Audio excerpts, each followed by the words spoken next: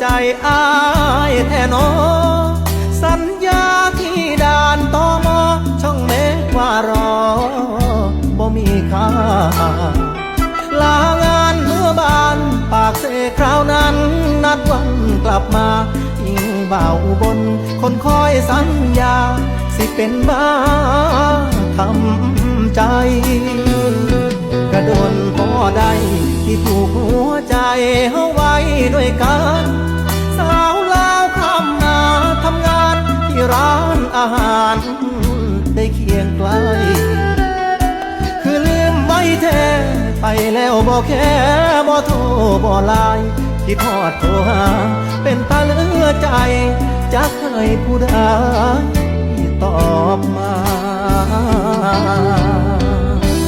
เลขหมายที่ท่านโทรหาบนสามารถติดต่อได้กรุณาโทรใหม่อีกครั้ง The subscriber you have dialed is out of coverage at the moment. Please try again later. ยืนดอกจำปายืนรอเกาะรั้วกรงเหล็กที่ด่านตมช่องเมฆจนตำรวจตมแนมนาเป็นจังใดโนสาวลาวเจ้าจังบ่มาหรือบ่าวลาวตายจูงเข้าพาควันแล้วนาจึงลบจึงลืมสัญญาจนลืมไปว่าเคยเป็นแฟนใครสาวลาวไต้เฮ็ดบาปหัวใจของอ้ายแท้เด้คิดฮอดผู้สาวปากเซเฮ็ดจังได้เด้สิลืมได้ดีไทยลาวเต็มที่เปิด AEC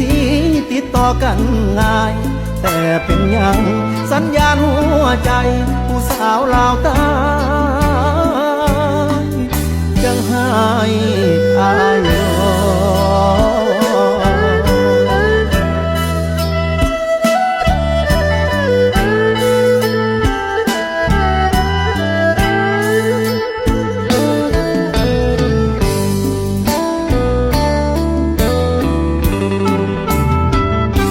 สาวลาวใต้